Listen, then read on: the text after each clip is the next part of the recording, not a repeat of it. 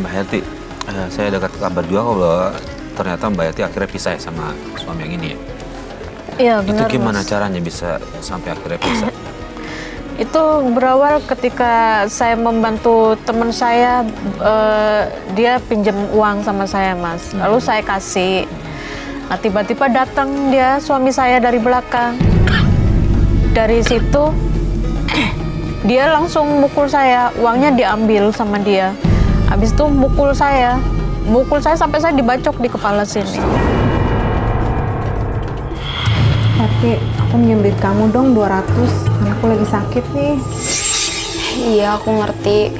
Sebenarnya aku ada sih duit 200. Ini uang simpanan aku.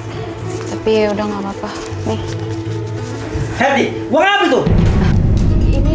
Ini uang aku, Mas. Temen aku mau pinjem soalnya anaknya lagi sakit, kasihan. Kasihan, nggak boleh kamu. Mau dia anaknya sakit ya, bukan urusan kamu itu. Sini uangnya. Jangan, Mas. Ini buat temen aku, kasihan dia, anaknya lagi sakit. Oh, kamu lawan aku ya? Ya kamu ya? Mas, kamu ngapain, Mas? Mas, kamu ngapain? Kamu lawan aku ya? Mas, Kamu lawan aku ya? Kamu ya? Mas, jangan! Ya ampun, astagfirullahaladzim! Ayo, tolong! Tolong! Ya ampun! Tolong! Tolong! Berhenti, tolong! Jangan!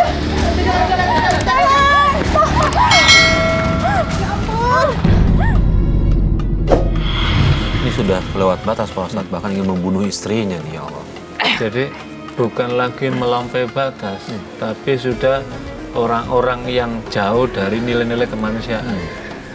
Sekeras apapun, orang itu biasanya masih iba ketika melihat istrinya sedang gendong anaknya dia. Jadi orang mau marah pun masih melihat bahwa ada darahnya di sana melalui anaknya dia. Tapi ini tidak, ini kan sudah lahirianya saja manusia, tetapi perangainya kan sudah perangai syaitonia ini.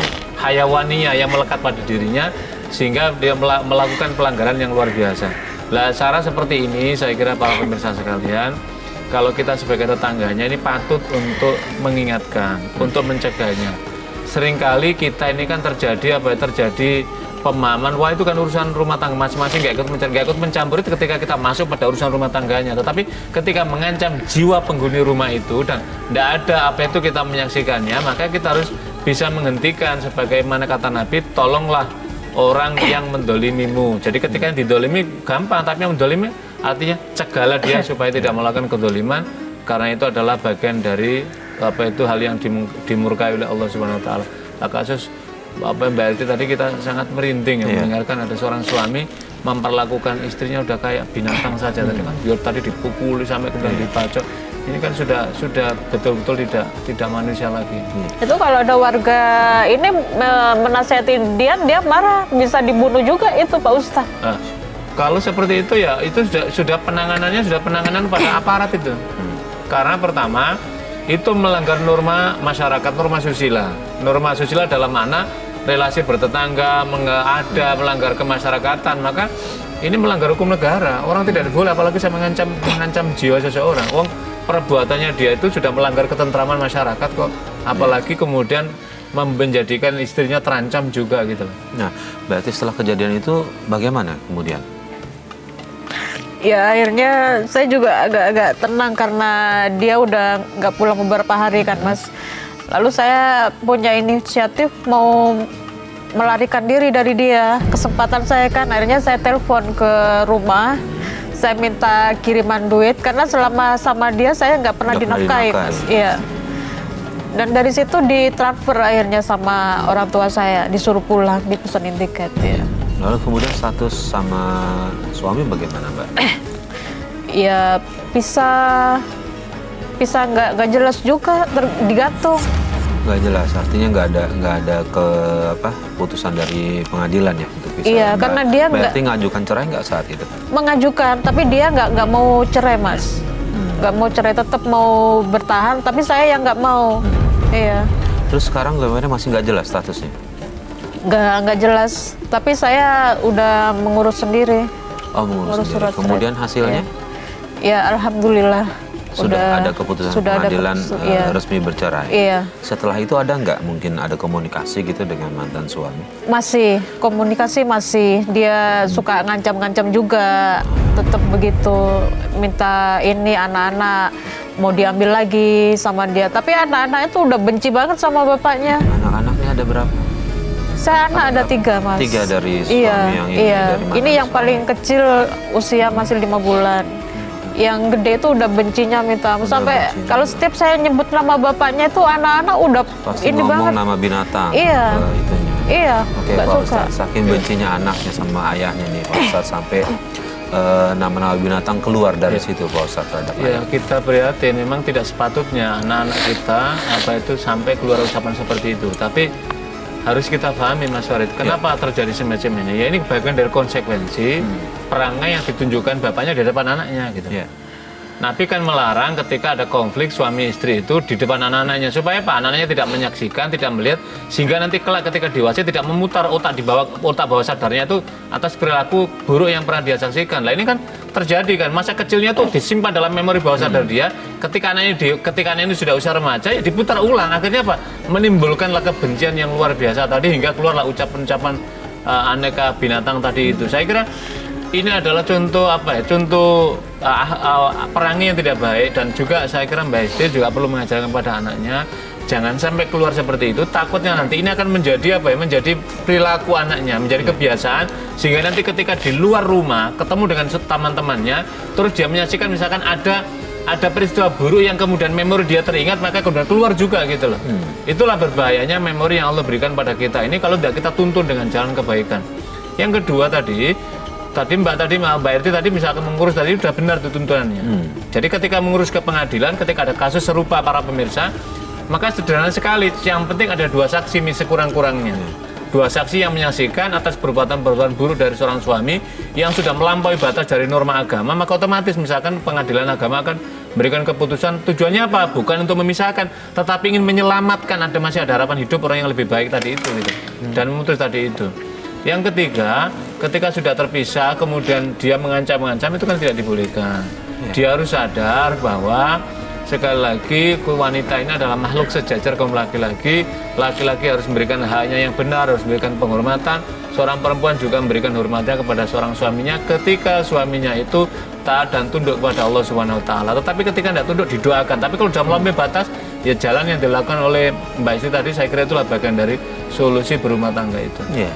Nah, Mbak Herti, setelah pisah untuk memenuhi kehidupan sehari-hari dari mana? Saya selama beberapa bulan nggak kerja, Mas. Iya, jadi saya ikut sama orang tua sementara Yang yang ngebantu. Iya. Setelah itu saya kerja di asuransi, diajak sama temen balik ke asuransi lagi setahun. Setelah itu saya ke Bali, kerja di hotel di Bali, iya. Dan di sana juga sempat digangguin juga sama, di sana kan kebanyakan hotel ini pelayaran gitu kan. Sampai saya diajakin sampai dilempar uang, Mas. Dilempar saya sama uang. Maksudnya mohon maaf, diajakin untuk melayani Iya. kebutuhan biologis mereka. Iya. Oke, Mbak Herti nggak mau sampai terus kemudian lempar uang biar Mbak Herti mau gitu. Iya. Artinya harga diri Mbak Herti direndahkan di situ. Iya benar, Mas. Terus kemudian Mbak Herti bagaimana merespon Iya. itu? Akhirnya saya berhenti karena saya udah nggak tahan di situ. Selalu diinin terus sama tamu-tamu yang dari luar itu. Setelah itu saya saya mengundurkan diri dari sana.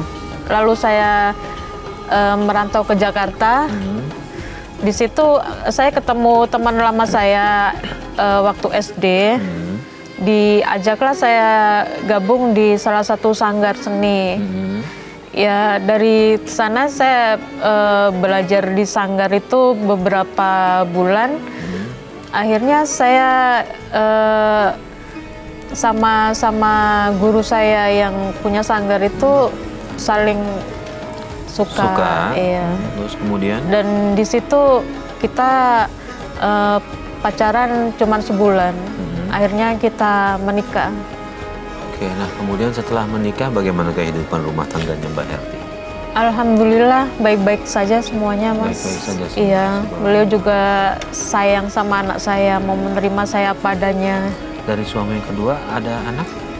Ada satu. Satu. Iya. Nah, selama menikah dengan suami kedua ini ada nggak suami yang pertama ganggu-ganggu gitu atau apa gitu? Udah enggak, karena nomor juga semua diganti, di rumah juga semua saudara saya juga udah diganti semua. Jadi udah nggak ada komunikasi sama sekali dari dia. Oke, nah kira-kira masih ada nggak yang dari pikiran Mbak Herti terbayang-bayang apa gitu sehingga Mbak Herti datang ke Tawakal gitu, mungkin butuh nasihat dari Pak Ustadz, kira-kira ada apa? Ya saya cuman ingin solusi dari Pak Ustadz aja. Kadang sekali-sekali saya selalu diganggu, mungkin dia masih ngirim-ngirim telu atau gimana ya Pak Ustadz. Jadi begini Mbak, kalau ada hal-hal semacam itu, ada beberapa tadi. Misalkan kita intensifkan baca Fatihah menjadi wirid dalam kehidupan kita. Setiap selesai sholat, dalam kehidupan sehari-hari. Kalau malam hari Fatihah selain dibaca, ayat kursi, kemudian 2 ayat terakhir di surat Al-Baqarah, kemudian 3 kali di masing-masing Qul Huwalahad, Qul Huwallahu Falaq, Qul Huwallahu Nas tadi itu.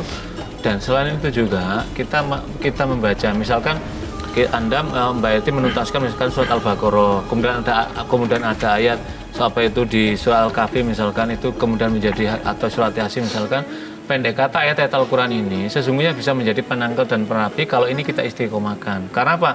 Itu akan menguatkan iman, dan ketika iman kita kuat, kedekatan kita dengan Allah kuat, maka Allah akan menutup tadi itu hijab tadi. Ketika ada dalil yang hitam tadi itu mempengaruhi kita, maka Allah akan menghalaukan. Jadi yang hitam dengan yang putih, maka yang putih akan memenangkannya. Jadi yang kedua adalah hilangkan rasa keraguan. Ketika kita ada ragu, jangan-jangan nggak usah, yakinlah ketika kita dengan Allah, maka Allah akan menolong kepada kita. Yang ketiga, doakanlah dia mudah-mudahan memberikan hidayah. Jadi kalau dia dapat hidayah, mudah-mudahan suatu saat juga dia akan menjadi orang baik. Sebab bagaimanapun dia adalah ayah dari anak-anak Mbak Herti, mantan suami, tetapi dia tetap menjadi ayah anak Mbak Herti. Jadi tidak putus-putusnya juga mendoakan Allah memberikan hidayah. Karena itu adalah bagian dari kemuliaan seseorang sesama orang yang beriman. Saya kira itu Mas Farid. Baik, terima kasih Pak Ustadz atas semua Sama-sama, Mas nasihatnya. Farid, ya.